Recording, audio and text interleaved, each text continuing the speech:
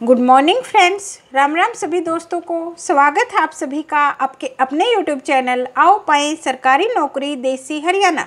मैं हूं बबीता धानिया और आज हम फ्रेंड्स करने वाले हैं हरियाणा जीके के प्रीवियस ईयर क्वेश्चंस। तो आइए करते हैं। जो आज हम पेपर करने वाले हैं वो है advertisement number 11/2019, category number 4, lower divisional clerk, दक्षिण हरियाणा उत्तर हरियाणा बिजली वितरण निगम का ये पेपर था। तो आइए देखते हैं इसके अंदर कौन से हरियाणा जीके के पेपर जो क्वेश्चंस आए हुए थे। इसमें फर्स्ट क्वेश्चन है हरियाणा जीके का, पानीपत की दूसरी लड़ाई खालिस्तान के बीच लड़ी गई थी। दोस्तों, पानीपत की लड़ाई से रिलेटेड एक क्वेश्चन आता ही आता है। ऑप्शन देखिए, अकबर और हेमू के बीच में, बाबर और इब्राहिम लोधी के बीच में, मराठा और इब्राहिम लोधी के बीच में, या फिर ऑप्शन डी है अहमद शाह दुरानी और मराठों के बीच में।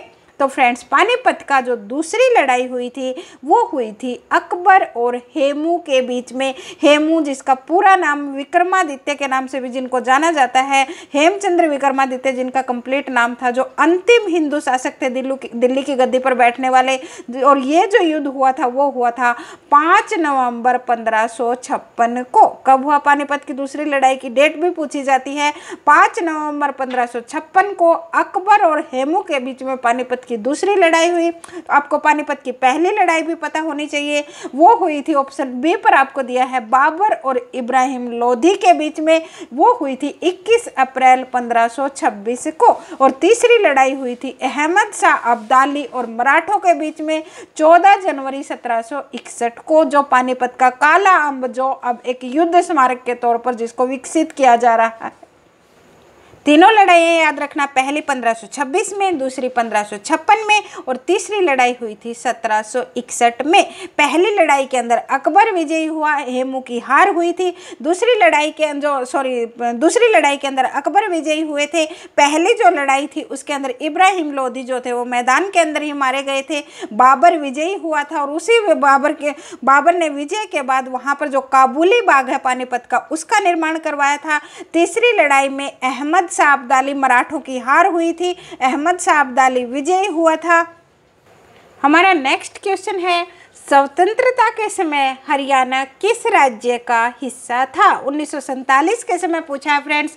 1858 से लेकर हरियाणा 1966 तक पंजाब का हिस्सा रहा है। 1803 की संधि आपसे बार बार पूछी जाती है। 1803 में मराठों ने सर्जियन गांव की संधि के तहत हरियाणा को अंग्रेजों को सौंप दिया था। उसके बाद धीरे धीरे करके 1833-34 के अंदर अंग्रेजों ने हरियाणा को उत्तर प्रदेश का अंग बना दिया और राजधानी आगरा को बनाया गया। लेकिन 1857 की क्रांति के वक्त अंग्रेजों को लगा कि हरियाणा पर कंट्रोल करना मुश्किल है। इसी वजह से उन्होंने 1858 में चार्टर एक्ट अधिनियम के तहत हरियाणा को पंजाब के अंदर मिला दिया गया। और उसके बाद 1966 तक हरियाणा पंजाब का ही हिस्सा रहा था। तो स्वतंत्रता के समय भी हरियाणा पंजाब का ही हिस्सा था। नेक्स्ट आपका क्वेश्चन है, 2019 में होने वाले विधानसभा चुनाव में कौन सी पार्टी हरियाणा की सबसे बड़ी पार्टी के तौर पर उभरी थी? ऑप्शन देखिए, जेजेपी, बीजेपी, कांग्रेस और एनसीपी।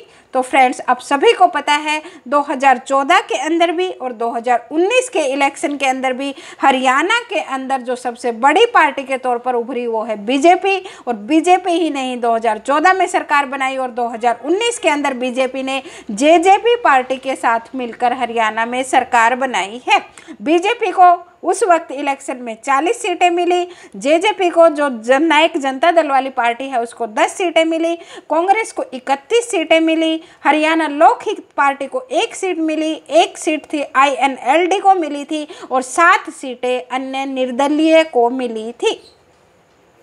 नेक्स्ट आपका क्वेश्चन है, पैरालंपिक रजत पदक विजेता राजीव गांधी खेल रत्न पुरस्कार से सम्मानित होने वाली पहली भारतीय महिला पैरा एथलीट कौन है जो सोनीपत की रहने वाली हैं? ऑप्शन देखिए, देवेंद्र झांझरिया, दीपा मलिक, एकता भ्याना या फिर करम ज्योति दलाल। तो दोस्तों, वो दीपा मलिक है जो पैरालंपिक रजत पदक विजेता हैं, जिनको राजीव गांधी खेल रत्न पुरस्कार मिला। वो पहली भारतीय महिला पैरा एथलीट है और वो सोनीपत की रहने वाली हैं। नेक्स्ट आपका क्वेश्चन है, हरियाणा में मारुति के कितने विनिर्माण संयंत्र हैं? दोस्तों, हरियाणा में मारुति के जो प्रोडक्शन प्लांट है, विनिर्माण संयंत्र बोलिए या मैन्युफैक्चरिंग प्लांट बोलिए, वो 2 हैं। दोनों ही गुरुग्राम के अंदर है, एक गुरुग्राम मेन में और दूसरा मानेसर के अंदर है। नेक्स्ट आपका क्वेश्चन है, ओलंपिक में पदक जीतने वाली पहली भारतीय महिला पहलवान हरियाणा की हैं, उनका नाम क्या है? ऑप्शन देखिए, गीता फोगाट, बबीता कुमारी, साक्षी मलिक या फिर विनेश फोगाट।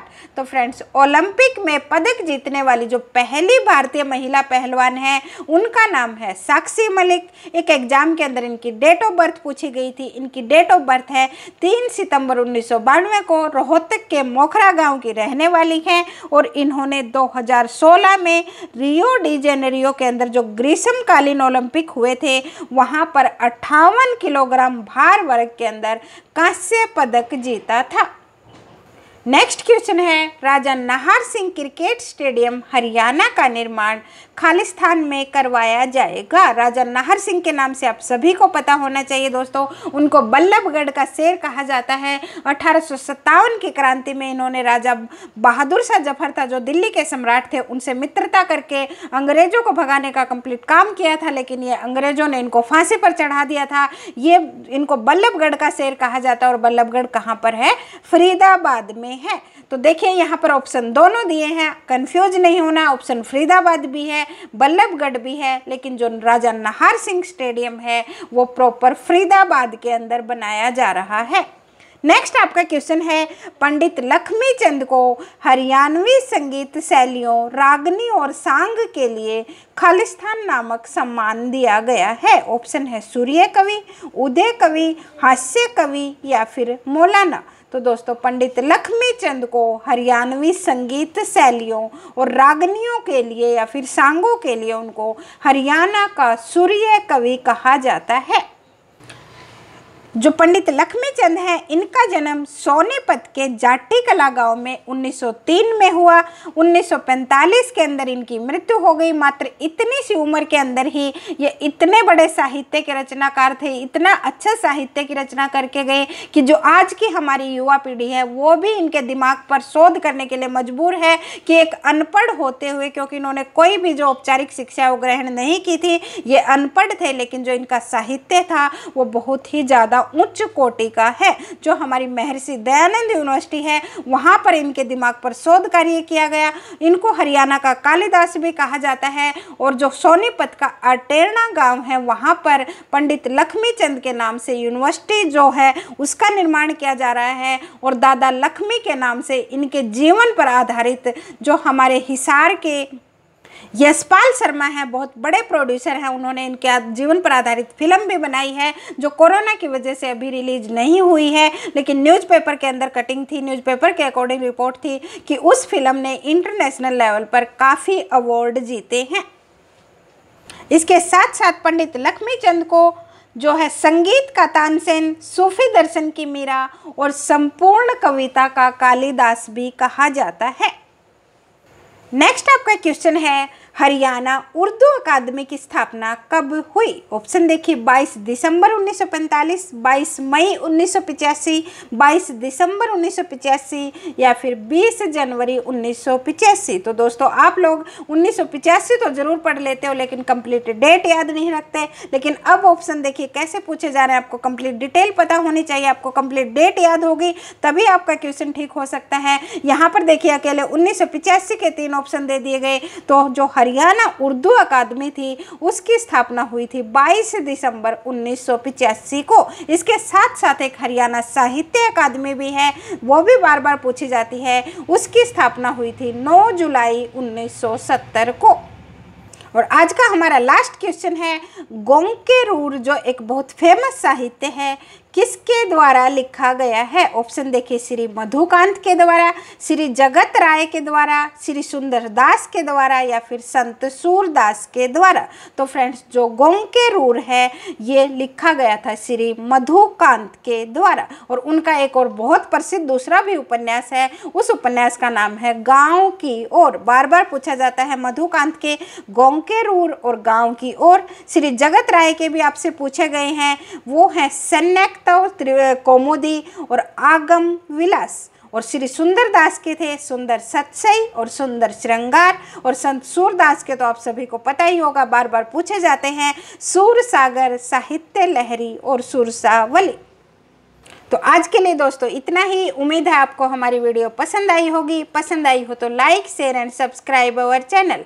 मिलते हैं आपसे नेक्स्ट वीडियो में नेक्स्ट इंपॉर्टेंट क्वेश्चंस के साथ।